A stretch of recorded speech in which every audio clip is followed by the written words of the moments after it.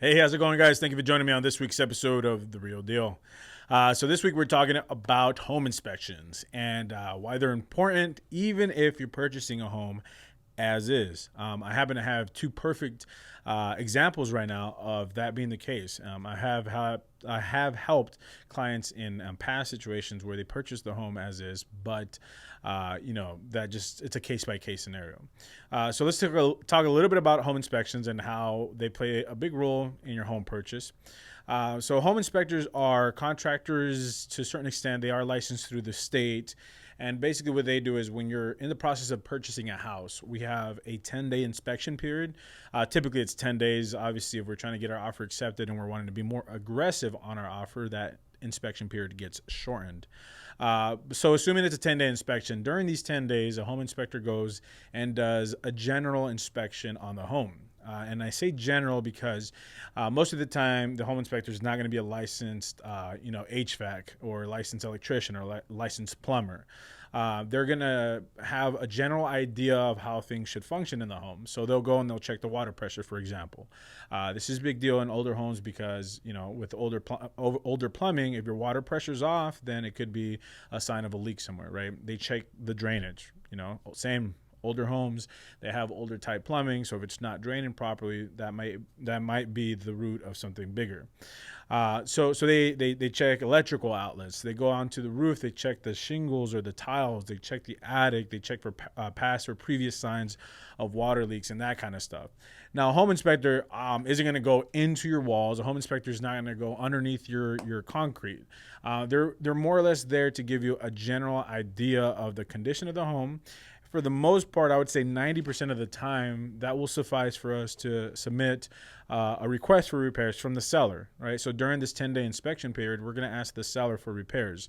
So the home inspector will send us a list of items that they recommend.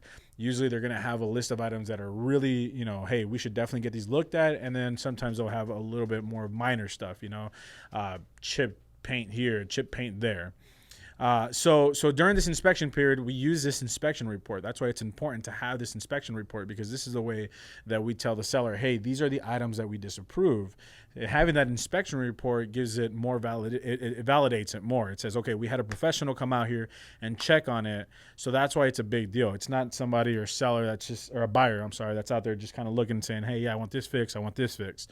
Having that inspection report is a big deal. And that's, I would say, a big part of it. Once again, this inspector is going to give you a general idea of what we should recommend the house to get, serviced on. Now, in certain cases, in some instances, if the inspector says, hey, you know what, this isn't draining properly, you should hire a licensed plumber to come out here and check this out.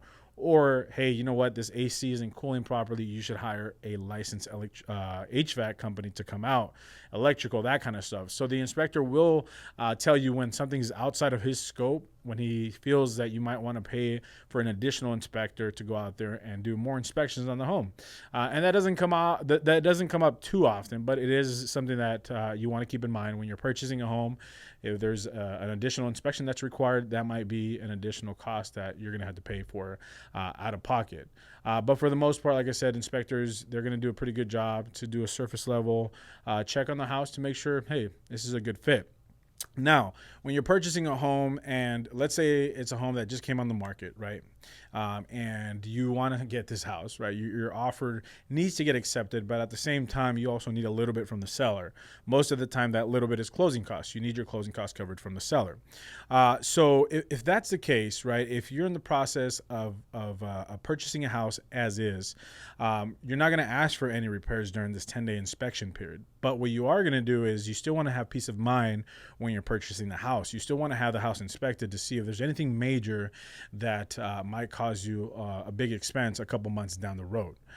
So, for example, I had a client recently that had some issues with their AC unit where it just wasn't cooling properly. So that is a red flag if it's not cooling properly. Sometimes there could be missing insulation here and there. There could be a little bit of damage here and there, but at the end of the day, the way that the AC cools is going to determine how well it's functioning. So that was kind of a big deal. Even though the home was being purchased as is because the AC wasn't functioning properly, we were able to talk to the seller with his inspection report and get some sort of a repair done prior to closing. But once again, that's just something to kind of keep in mind. Even if we're in the process of making an offer on a house and we're having to make the offer as is so we can get our offer accepted, it's still important to get this inspection done. You still want to have a general idea of what the condition of your house is before you make this investment and close on your house.